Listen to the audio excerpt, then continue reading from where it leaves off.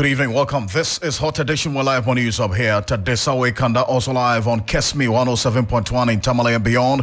We're live on W93.5 in Wa and beyond.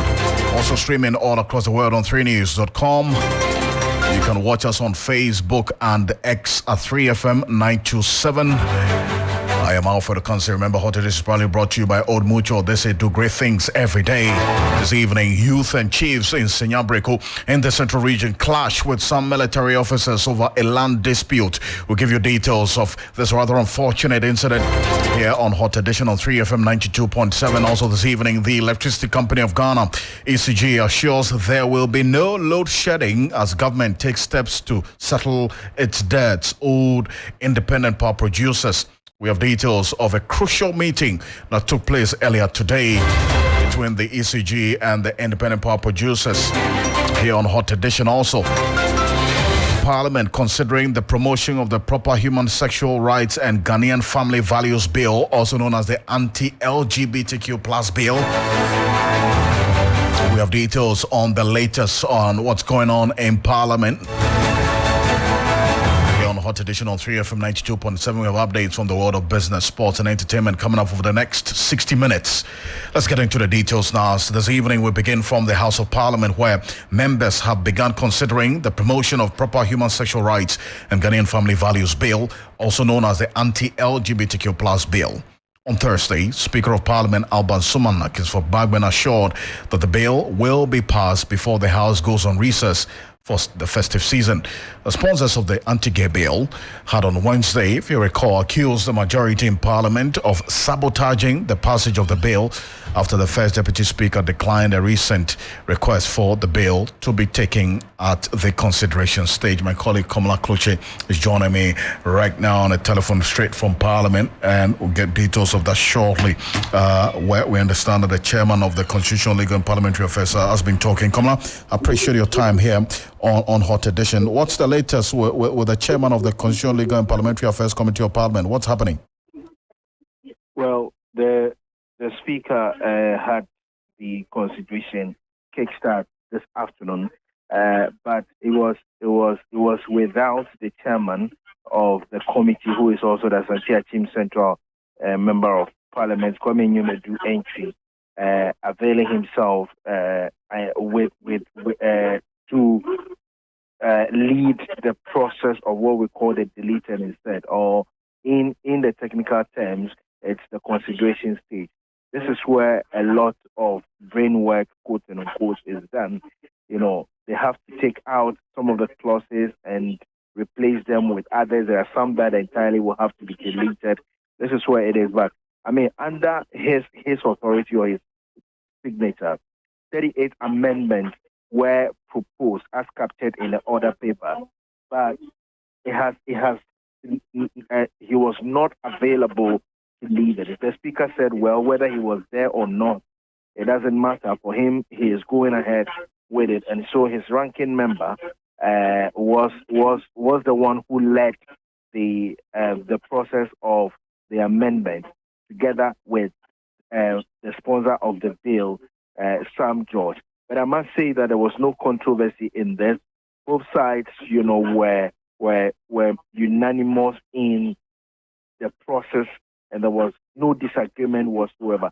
Where even disagreement came, it had to do with the proper weddings that should, or the particular weddings that should be deleted and then inserted or removed entirely. But that's typical of what the consideration stage is, because that's where a lot of brain work, they need to also look at how the particular word being used or the clause being amended falls in line with the Constitution, which is the overseeing document, was done. So largely, yes, there has not been any controversy, but the only issue has to do with the unavailability of the chairman of the committee. But it didn't mean that they were not going to take it. Just like the Speaker said, with or without him, they will go ahead, and that is what the House has exactly done. So they've just done about 2 amendments out of the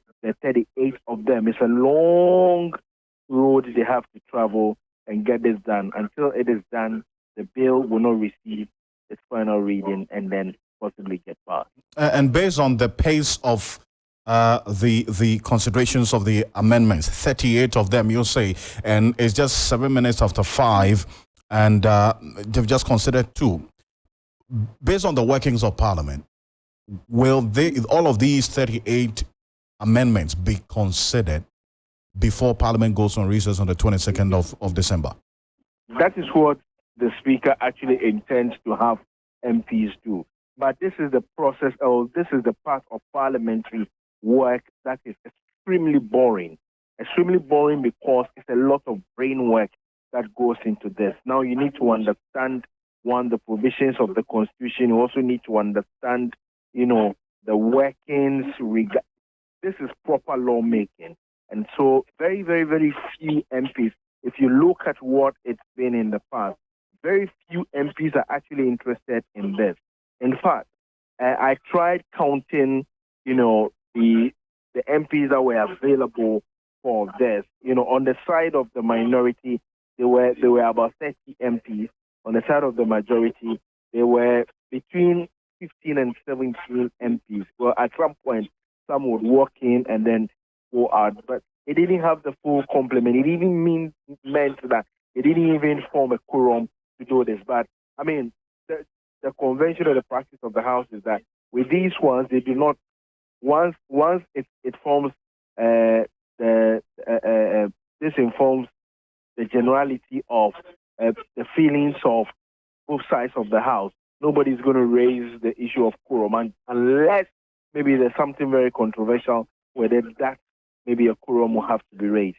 So yes, in terms of the pace, well, it's quite a slow pace, but that is how the issue of the constitution stage is. If you look at all the bills, it's a very boring one, and so they have to take their time because whatever you do, once it finds itself in there and it's finally approved by the House, it means that their work is done. And once it's passed, unless of course it's challenged or some other constitutional matters are raised, just like what has gone on in the past week where the president has not assented to the witchcraft bill, and also the issue of the Supreme Court raising issues with some other laws that were passed.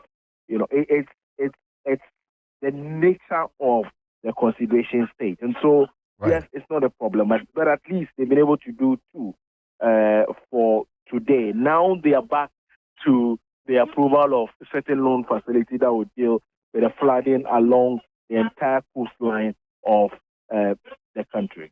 Appreciate your time, Kamala. Thank you so much. Our Chief Parliamentary Correspondent, Kamala Kucha, there, giving us updates of what happened in Parliament and what's going on as we speak. Parliament is still in session, and there are 38 amendments that are expected to be made to the anti-LGBTQ plus bill. Only 2 of them have been considered so far, and 36 of them to go. And bear in mind that Parliament is expected to go on recess on the 22nd of December, which is just some 10 days away. And if you exclude the weekends, that's the weekends out of the days ahead, you just have 10 parliamentary sittings. And that's where questions have been raised as to whether Parliament will be able to meet up with the rest of the amendments, 36 of them that have to be made in the days ahead. But the Electricity Company of Ghana, ECG, has paid the first tranche of $30 million to independent power producer Sun and Asogli Power, with an agreement to pay a further $30 million in the coming week. Now, according to the managing director of ECG, Samuel Jubik Mahama, negotiations are ongoing to reach a sustainable payment plan. The Sun and Asogli Power shutdown on Monday, December 4, was postponed because of the promise by the Finance Ministry to pay the said debt owed them. Now, but the move was suspended, and Samuel Jubik Mahama has been speaking with my colleague Kemini Amano. Sunana Sogli and ECG have come to a very good understanding with the help of government. As I'm speaking to you, Sunana Sogli has received $30 million in payment from the government of Ghana. By next week, the conversations are far advanced to get them another $30 million. through this whole conversation, we've come up with a proper structure to renegotiate the outstanding PPAs to bring it down to a proper commercial agreement that makes it much more sustainable and it makes it cheaper for the good people of Ghana. Sonan Asogli alone should be ranging between $250 to $300 million. Okay, so let's do two things right now. What is the plan to pay the $250 million owed Sonan Asogli? The government of Ghana has decided to have a proper arrangement with them on a sustainable payment plan that the both technical teams are working on to come up with a structure. But for immediate solutions, Asogli needed some amount of money for their lenders, of which they proposed that they needed 60 million. Government has given them 30. Government is going to give them another 30 next week. And then they will come up with a payment plan that is sustainable for their lenders. So that would be completed through an exercise by the government of Ghana negotiation team under the Project Light. As soon as that is done, then the payments will resume, hopefully by early next year, to get us to the point where we will settle the entire debt. Very well. MD, you tell us that you may owe the the entire IPP chamber some $900 million. Only July, we were told that figure stood at $1.7 billion. Is that to say some payments have been made over that period? So not only have payments been made over that period, but also we took a closer look at the number to realize that there were certain amounts. So there was a proper audit, let me put it that way, for us to actually establish the true and proper amount involved. Right. So during that audit, you identified that it wasn't $1.7 billion. It is $900 million. It is. It was around, as at the time we finished the audit, it was around 1.1, but some payments have been made by government. And so it's a gradual decline from the 1 billion plus, that to the extent that we are now around 900 and going down. I see. ECG now has December 11th, 3 days from now, to pay another $30 million. Are you in the position to do so? It's not a threat. It's not a cutoff point. But yes, we are in a position to do so. And we have spoken with them. So conversations are far advanced for that to happen. So Ghanaians can be rest assured that there's not going to be any cut in power. The thing that we need to know is that when letters are issued and it's not for, let's say, your consumption and you consume it, you would understand it differently.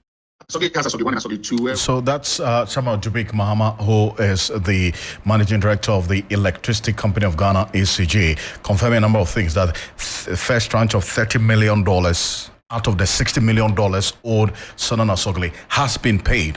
Now, there's a roadmap to also have the rest of the $30 million also paid to them.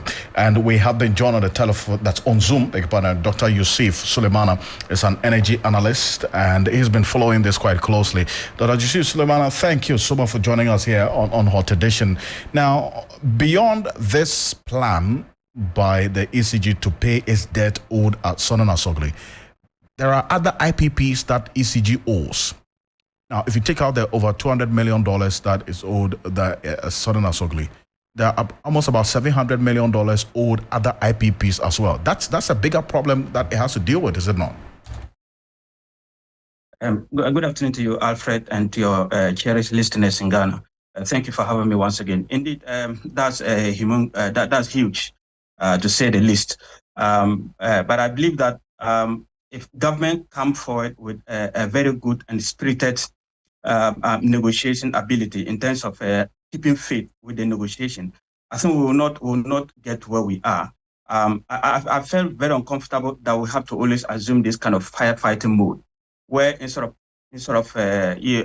approaching this proactively and taking preventive measures, to rectify the problems when we know the problems very well, we only have to wait. Or we only understand what we call strike, and I think that is not good. It's not fair to keep the people of Ghana on such tenterhooks. So going forward, what I want to say is that I think the ECG or government of Ghana or whoever the negotiation, whoever the group of people who are doing this negotiation, they have to keep faith with that. IPPs are businessmen and they understand very well the dynamics of the situation that Ghanaians find themselves, or we all find ourselves. We are talking about the fact that, Alfred, our power available, what is dependable, and sometimes at peak demand is always matching. And I always say that we are always sitting on, on tenterhooks of a sort. And that's how come around 8 p.m. thereabout, if you're not careful sometimes, when consumption goes high and meet that particular peak, you do have some load shedding happening. So that is not acceptable. And so every single megawatt within the generation mix is very crucial at this moment in time. So it's not a time to say that, I mean, we can knock off. I mean, if even some people go on strike individually, I mean, we have some backings from the hydro system. No, that is not sustainable. We can't fall on that. For now, the IPPs or the thermal generation is a force to reckon with. And every single megawatt, like I mentioned, is crucial because of the fact that we are almost close to the peak. And then I think we have to think about a way of even bringing new generation mix to the system. I think we've almost over the years become overconfident or overcomfortable with our generation part of the value chain. And now that it is coming back to hunters, telling us that I think we need more generation ability. We've always been talking about excess capacity of a sort. Whatever the idle plants they are there, let's find proactive and prudent way of commercializing them, bringing them, guaranteeing consistent gas supply to make sure that we power them.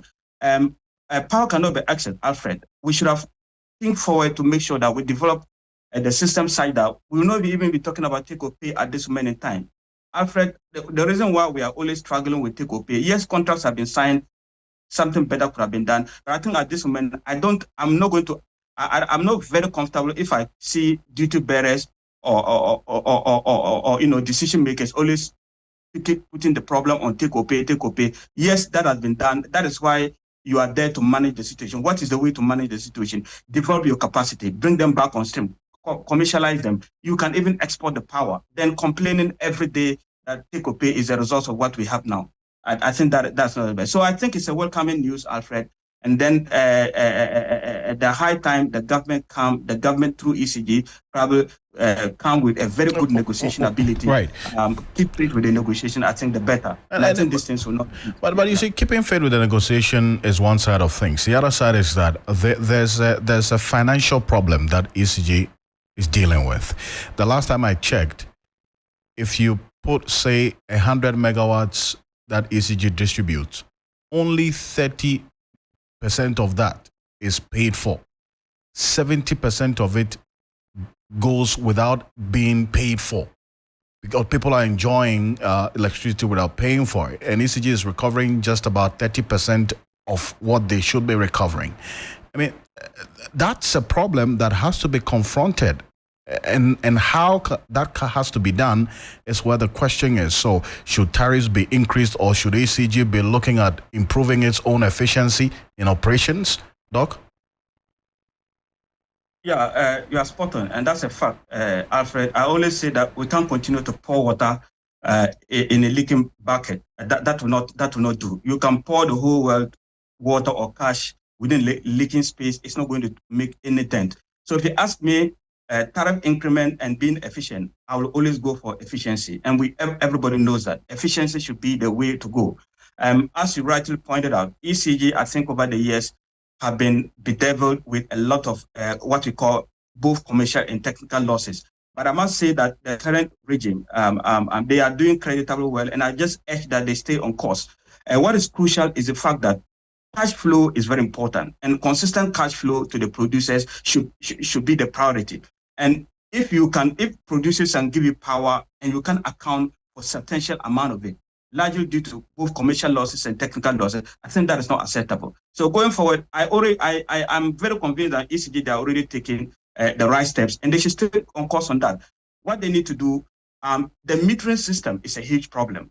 They have to embark on robust smart metering system.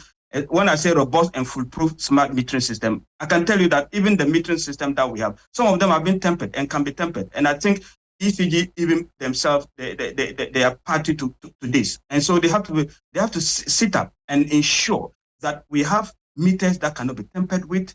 And then we also go through this cashless system, which they are doing creditable, and I commend them for that. So having smart metering system, going cashless payment, I think these are ways by which we can close the loophole. And if you do close the loopholes, I can guarantee you that we are not going to be thinking about increasing tariffs. Yes, increasing tariffs something we can talk about because of exchange losses one way or the other. But that all comes to the fact that, the bane of the issues cannot be increasing tariffs consistently. That is also not sustainable. We have to be efficient, and being efficient means that we have to cut the technical losses and then the commercial losses. And one other thing I want to point out, and I send it straight to ECG. ECG, they have to have what we call a FIT team, a fast intervention response team. That is very important. Sometimes some people are willing to do the right thing. They will report problems with their meters, and it will take so long a time for ECG to respond. That cannot be acceptable. That is not acceptable. I think they are doing their best. They should sit up and make sure that such teams are formed and formulated, and they should be trusted, that consumers and customers can rely on them, so that when problems with meters are reported. These are all losses, Alfred. If you want to quantify them, you'll be surprised the amount of money that Ghana is losing because of this faulty metering system, either intentional or unintentional, I cannot tell. But I want to urge ECG to stay the course, make sure that they install this smart meter system, and even in government, the SOEs and big government companies. These are even the corporates. And I think if ECG become a bit of autonomous, that we don't have a bit of more intervention when they are going to take action in terms of revenue measures, that will help a lot. Lastly, Alfred, if you look at even banks and even schools where people study, this kind of financial aspect and the bezel system, sometimes they outsource that.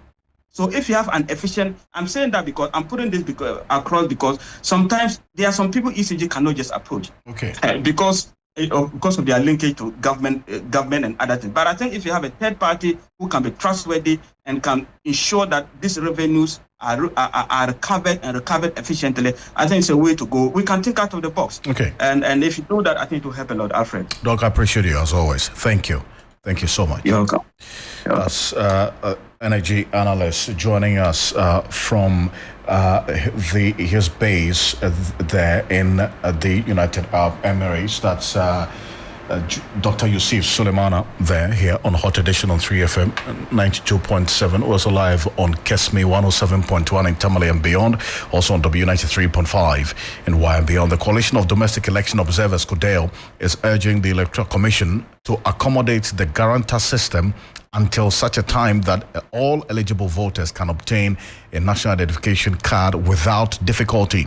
Nancy Vukanea has been speaking to the national coordinator of CODEO, Albert Tahin, about preparations and expectations from stakeholders ahead of the 2024 polls, and filed this report. Difficulties in obtaining the Ghana card and the challenges around its issuance cannot be overemphasized, particularly when the Electoral Commission has maintained that the guarantor system of voter identification has outlived its usefulness. Come 2024, stakeholders are concerned this stance by the EC will disenfranchise voters. So if actually the national ID people were able to give everybody one, that would be a welcome news. But unfortunately, this has not been the news or the outcome. So we have to, in the interim, do with the guarantor system the first time that every citizen who is qualified to cast the ballot has the national ID, then the problem will be solved. But for now, I think the guarantor system has to be entertained. The Coalition of Domestic Election Observers is advocating for clear procedures for presiding officers and regional collation officers to be educated on how to proceed in cases of irregularities in the counting and collation process as a security measure. Concerns have also been raised over the status of cases of violence, including deaths, recorded during election 2020. Albert Ahin is a national coordinator of the Coalition of Domestic Election Observers. There are existing procedures, but for example, if I'm transmitting results from maybe Ashanti region to the head office of the Electoral Commission, and I make a mistake, is it that you have to cancel? Can we ask the EC, for example, to design a form or a format where, for example, maybe if the result sheet is in color blue, the correction form can be in either color red or color yellow. We are saying this because when such a correction is made with a different format, stipulating exactly what was wrong and what has been corrected, I think it will ease tension. And we would want, at the end of the day, to have a situation where results collected cannot be challenged by anybody. As the national coordinator of the Coalition of Domestic Election Observers, Kodeo Albert Ahing there. Now, the youth and chiefs in Sinyabreko in the Central Region this morning clashed with some military officers from the Ghana Armed Forces over a land dispute.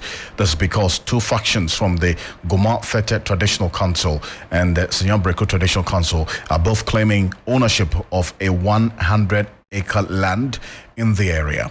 Personnel from the military had visited the said land to officially perform a ceremony and take possession of the land, but were met with stiff resistance from the chiefs and people from Sinyabreko.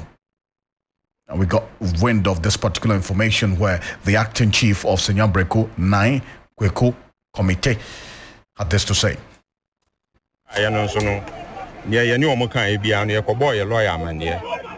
And a lawyer and say, paper now, one would one the young Connie and Quaji copy, but I acquire and so one copy in my and a catcher almost a copy and sacking.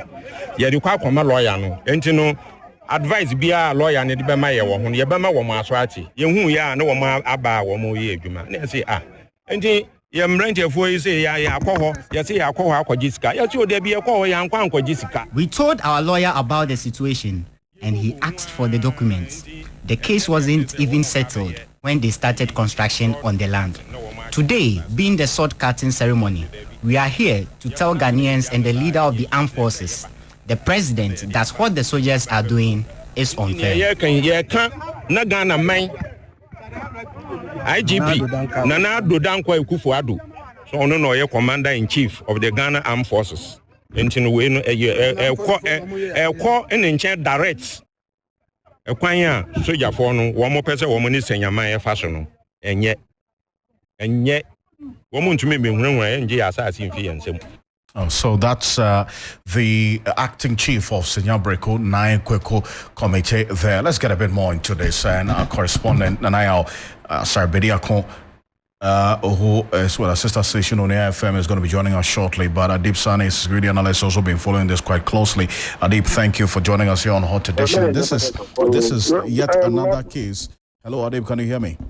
I can hear you loud and clear now. Now, yes. This is yet another case of the military stepping into a land dispute, and these are concerns by the chiefs. That is it part of their modus operandi, their work, to want to be part of a land dispute?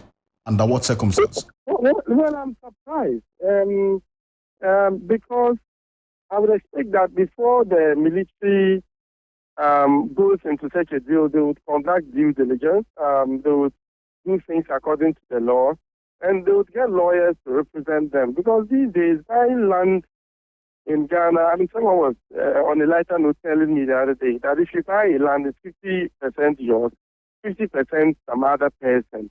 And I've had so many times people have actually bought land twice.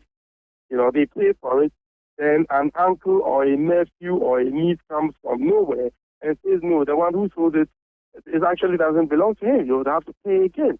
I know someone who pays 4 different people for one land. Okay, so I would expect that for the military, which is one of the most respected institutions in Ghana, they would not. They will be much more careful, circumspect with their dealings in cases of this nature. I don't really know the full facts of the matter. I don't know whose name in which the land is. Is it documented? Is it titled? All of this is something that we need to delve into to make sense of. If not, it would create unnecessary tension between the people and the military, which would be a recipe for disaster. But this brings to 2 major issues. The first being the issue of the over 350 unresolved land and chieftaincy disputes in the country. Like I always say, as much as we're concerned about external threats, we should equally be concerned about the internal threats. And I must say categorically that one of our biggest existential internal threats to our security is the issue of the unresolved land and this chieftaincy dispute. Then on the other hand, it brings to fore also the issue of land administration in Ghana. It's a major issue that really makes me wonder, why 21st century Ghana, we are not able to deal with these land issues. When you go to countries such as Kenya, Rwanda, and Uganda, you can use Google technology, just pin the land, and you would get all the information about who owns it, when he bought it, and all the information you need to be able to buy. But in Ghana, you buy a land, then the next minute another person is out, it belongs to him. So no wonder we have such a big problem with land guardism in this country. See, the land administration project is in the phase 2. The last time I checked on the Lands Commission, for instance. And so when all of this happens, the concern here is how the military is brought in, or military personnel are brought into land disputes to, according to the chief, terrorize residents in the area. That's where the concern is, Adib. Yes, surely. There was a land administration project, which was funded by the World Bank. To what extent has it been able to achieve its desired goals? Now there's land administration project 2, but we still have a major issue with land in this country. I know business people who tell me, Adib, there's no way I'm going to buy land without a lawyer. And sometimes it attracts as much as 20 to 50% of the total cost of the land. But it's still worth it because you never know. But for the military to get embroiled, in such a dispute is what also, boggles my mind. And it's important that there's a full investigation into it. We need to know whether the military conducted due diligence and whether they got the documentation legitimately. We need to know who really owns the land from the Land Commission. Okay?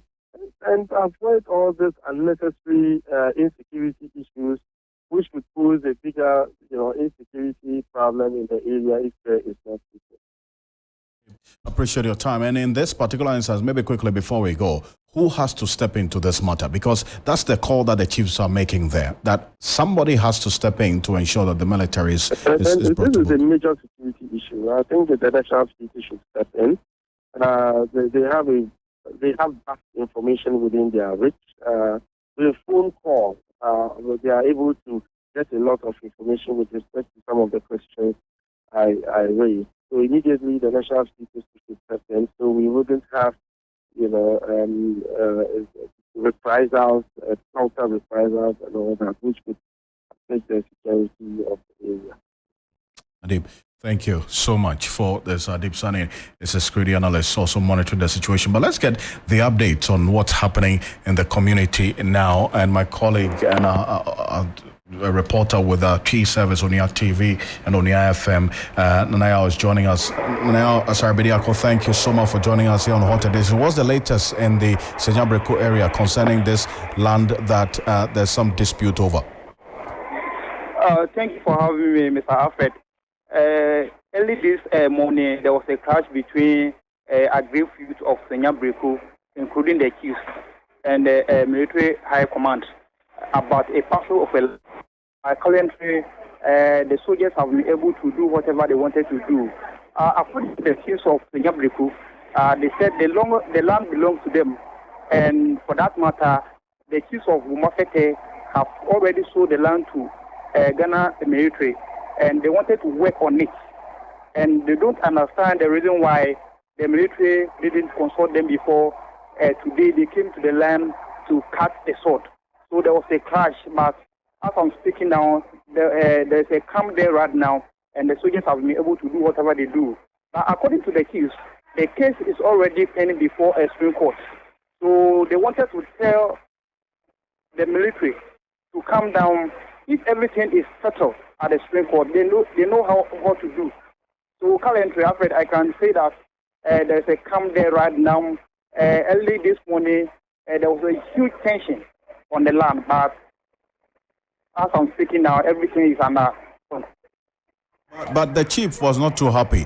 At least based on what you sent us earlier, he had made the call that somebody should intervene because the military is taking their lands from them. So what have the chiefs been saying about the camp that has been created by the military there? Yeah, according to the chief or the acting chief of Senya Breku, currently they are going to negotiate with the Ghana military to know how best they can solve this problem, because what they are trying to say, the chiefs of Senya Breku, they wanted to say that the military should come to them so that they know how to do, whether they can restore the land to the military. But let me assure you that the land was sold by the chiefs of Gumafete to the military. And the chiefs of Senya Breku said they don't understand the reason why Gumafete chiefs sold the land, because the land doesn't belong to Gumafete chiefs, but rather they have sold the land to the military and they come to work on it. So this is their concern this morning. Nanaya, I thank you very much for this update. Nanaya Bediakon is with our chief service on your TV and on your FM, joining us with an update on that land dispute case in Senya Breku. It's something we're keeping an eye on. We'll definitely be updating you here on Hot Edition on 3FM 92.7. That the Ghana Education Service has interdicted 2 senior high school heads as it initiates investigations into allegations of a breach of their code of conduct. Now, this move follows accusations that the 2 headmistresses were involved in charging unapproved fees and selling items to first senior high school students as part of the admission process. Now, the individuals involved are the headmistress of O'Reilly Senior High School in the Greater Accra region, Nadia Latechoy Anan, and the headmistress of the Ghana Senior High School in the Eastern region, Patience Naki Mensah. According to reports, the headmistress of O'Reilly Senior High School is specifically accused of collecting unauthorized funds during the admission process, prompting her suspension for the commencement of investigations. Also, the headmistress of the Ghana Senior High School faces allegations of selling unauthorized items to students, including ceremonial cloth priced at 200 Ghana cedis, tracksuits priced at 250 Ghana cedis, and other items. Consequently, she's also been asked to step aside to facilitate further investigations. Now, this development adds to a growing list of head teachers who have faced similar interdictions for purportedly charging unapproved fees since the initiation of the free senior high school policy. Now, the interdiction comes as part of the Ghana Education Service's efforts to maintain transparency and adherence to policies within educational system. And shortly we'll hear from someone who has been following a number of these issues quite closely, and also raised questions about the GES's own position on this matter, especially in some instances where parents have voluntarily given their funds to these schools there, and how things are playing out. It's some 20 minutes to the top of the hour here on Hot Edition on 3FM 92.7. We're also live on Kesme 107.1 in Tamale and beyond, and also on W93.5 in Wa and beyond. Right after this quick break, Juliana Menuafo will be joining us with the latest in the business news. But news just coming through is that the High Court in Accra has ordered Asamoah Gyan, former Black Stars captain, to pay 1 million Ghana cedis to Ghanaian journalist Osafo Anthony following a lawsuit of malicious prosecution. Anthony Safo was prosecuted for conspiracy to extort money from the former Sunderland striker and his manager Samuel Enimado in 2015. After almost 4 years of prosecution, Osafo was acquitted and discharged on March 10 and 2019. The plaintiff, after his acquittal, sued the former Black Stars captain and his manager for malicious prosecution, praying the court to award a cost of 1 million Ghana cedis as general damages, legal fees, and any other cost. The court deems right against the defendants. Osafo Anthony on Friday, December 8, won the lawsuit. So that is the latest to this as well, and how things are playing out. And here on Hot Edition on 3FM 92.7. We'll be back shortly after this quick break. Stay with us. Get ready for the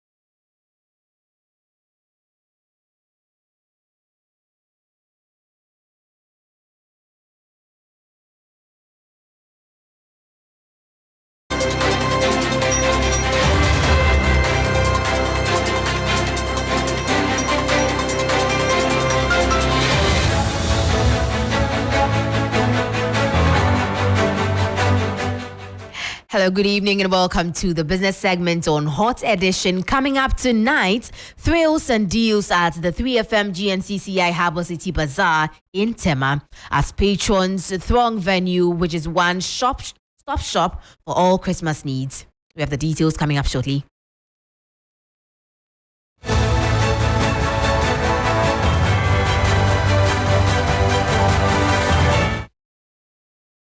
Thank you so much for your time. Straight to our first story. The 4-day Harbour City Bazaar, organized by the Ghana National Chamber of Commerce and Industry in partnership with 3FM, is shaping up to be a thrilling affair for vendors and patrons alike. Patrons have thronged the event ground, which is underway at the Tema TDC, for their discounted shopping ahead of Christmas. Join the excitement as Michael Obudu takes you through the highlights of this thrilling event before it wraps up this Sunday. So today is day 2 of the Harbour City Bazaar happening at the forecourt of the Tema Development Corporation. Now, you will be very impressed with the quality of products up for grabs here at the fair. We get the fabrics and then sew it ourselves. Like what you see here is actually made by us, from the shirts to the trouser. We can do shirts only, we do trouser only, we can do anything. We do kaftans, uniforms, anything you ask of us. There's so much to explore here, from clothes to good foods and the like. And trust me, you will also be impressed with some of the services on display. The device financing is all about selling smartphones on credit. So you pay 40% of the cost price of the device, and we spread the 60% over a period of 3 to 6 months to you, depending on the type of customer. Now, partners of this program, the Ghana National Chamber of Commerce and Industry, have been explaining the brain behind this concept. The concept is pulling together businesses, corporate and SMEs together at one platform to showcase what they have. The Harbour City is a business city as well, and the idea is to showcase their product and services. Earlier in the day, we had the Member of Parliament for the area pass through, and he was very impressed with the efforts at the event. I'm quite impressed, as this is the maiden event that the GNCCI is organizing here in Tema, and looking at the extent to which people have expressed interest. I think it's quite remarkable, and I recommend that the GNCCI continues this as often as they can. So if you're looking for a one-stop shop for all your Christmas shopping, the TDC forecourt is the place to be. And for parents wondering what to do with their kids, tomorrow there's going to be a setup here, a playground for the children. Michael Obudu, 3 Business, Accra. Catch you tomorrow. Well, the 3FM Harbour City Bazaar continues for the next 2 days at the Tema TDC. You don't want to miss the opportunity for the one-stop shop for all your heavily discounted Christmas needs. Away from that, the Center for Greater Impact Africa is calling for increased awareness on the existence and operationalization of the African Continental Free Trade Area. According to Executive Director of the think tank, Dr. Wolanyo Mensah, this has become necessary to increase participation and allow more Ghanaian businesses benefit from the intra-African trade. Most businesses in Ghana are not even aware of AFTA's implementation, and even Ghana hosting its secretariat. So we in the industry, to support the government efforts, is to do public education. We need to really educate society and bring to bear the advantages, the benefits, and also I think the various roles that AFTA is likely to play in the African economy. And that was Executive Director of the Center for Greater Impact Africa, Dr. Wolanyo Mensah. That brings us to the end of the business segment on Hot Edition. My name is Menua Folajua Noella. Will soon join us with the news in entertainment. Stay tuned.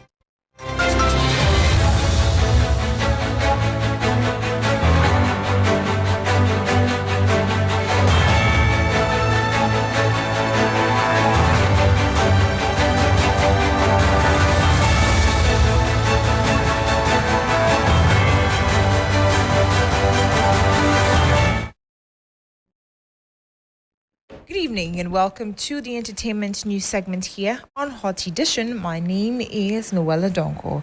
Now to our first story, Ghanaian gospel singer Celestine Donko has weighed in on the lack of support for gospel artists by some Ghanaian pastors and organizers. Now speaking in a recent interview, Celestine mentioned that a lot of Ghanaian pastors pay Nigerian gospel artists huge amounts of money to headline their concerts, while Ghanaian ministers suffer to make a chunk of that money. Further addressing the issue of singing more songs in English raised by Nathaniel Bassey, the Agbegbolo hitmaker, mentioned that the statement was made out of guilt of organizing a concert in Ghana and headlining it with Nigerian gospel artists.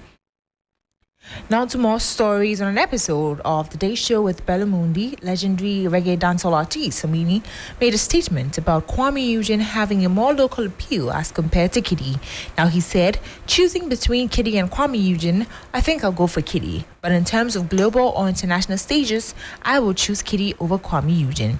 Now Kiddy has that kind of foreign vibe when compared to Kwame Eugene. Kwame Eugene mostly sounds local and he has a local fan base. However, Kwame Eugene disagrees with that opinion. Now, appearing on a later episode of The Day Show, Kwame Eugene, when asked if he would take any advice from Samini's comments and rebrand his craft to appeal more to international audiences, he said he will do no such thing. According to him, trying to sound foreign is going to let him lose his authentic high life sound.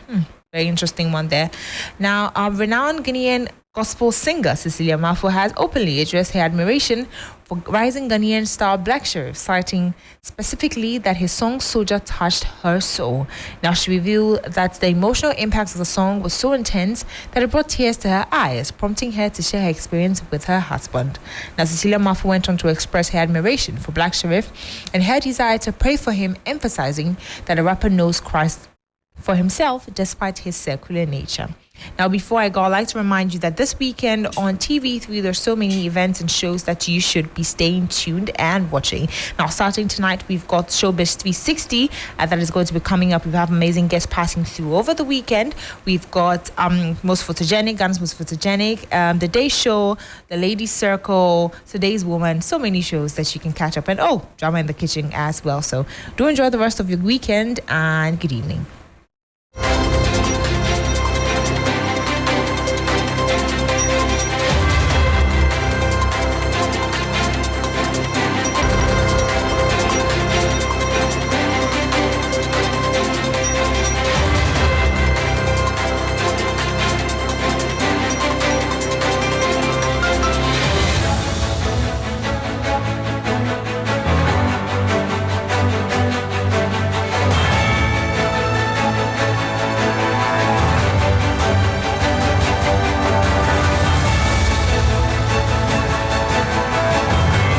Hello, good evening, and welcome to the sports segment here on the 3FM Hot Edition. My name is Billy Shen.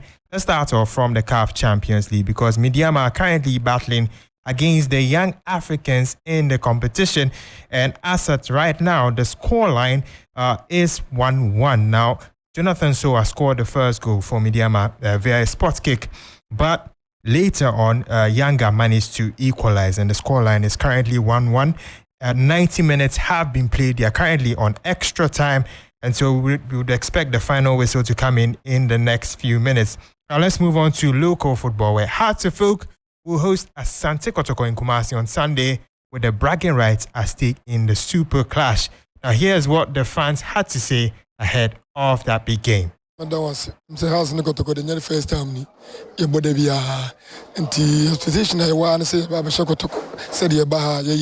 We expect that we will use this game to turn the team around so that our supporters will be happy.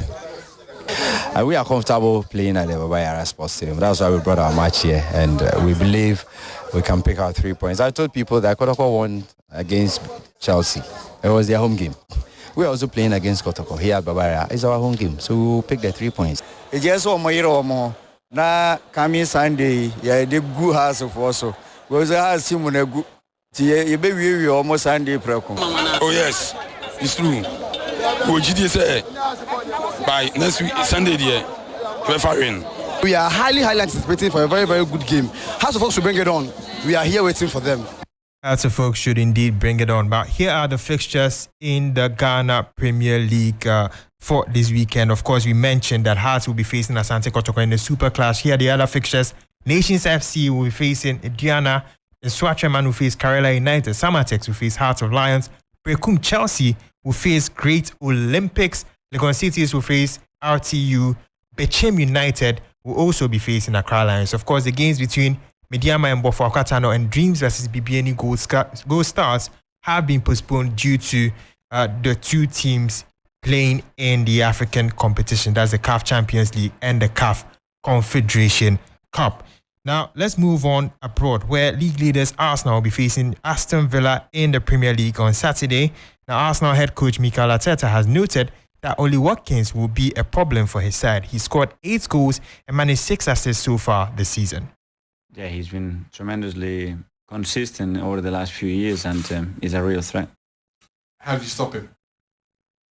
Like with a striker, don't give him the ball in the box. That's his main quality. It is his main quality. Now let's look at the fixtures in the Premier League for this weekend. Crystal Palace will be facing Liverpool. Brighton will be facing Burnley. Manchester United will be facing Bournemouth. Sheffield will face Brentford. Wolves will face Nottingham Forest. And of course, in the Saturday's late fixture, that is at 5:30, Arsenal will be facing Aston Villa. Here are the other fixtures for the weekend. Everton will be facing Chelsea on Sunday. Fulham will face West Ham, Luton will face Manchester City, and Tottenham Hotspur will be facing Newcastle. Here are the standings in the Premier League so far. Arsenal are on top with 36 points. Liverpool are second with 34. Aston Villa are third with 32. And Manchester City are actually fourth with 30. Here are the bottom standings. Luton are 18th with 9 points. Burnley are 19th with 7 points. And Sheffield United are 20th with 5 points. That brings an end to the sports segment here on the 3FM Hot Edition. My name is Billy Shen. Up next is entertainment.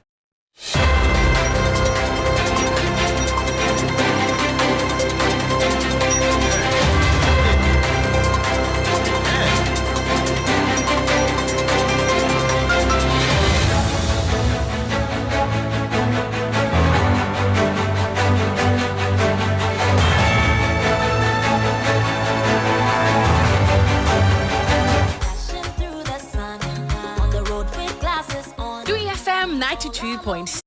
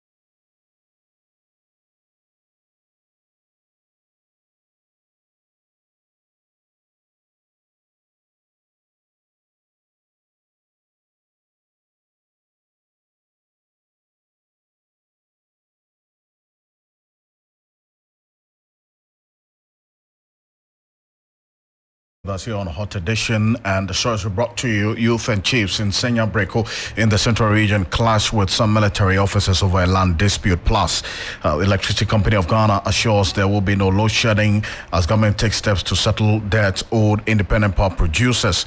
Also, Parliament is considering the promotion of proper human sexual rights and Ghanaian family values bill, also known as the anti-LGBTQ plus bill. On behalf of the rest of the team, I want to say thank you for staying with us here on Hot Edition. Join us same time on Monday. I am Alfred Ocansey. Have a great weekend. Join me at 10 p.m. for Ghana Tonight on TV3.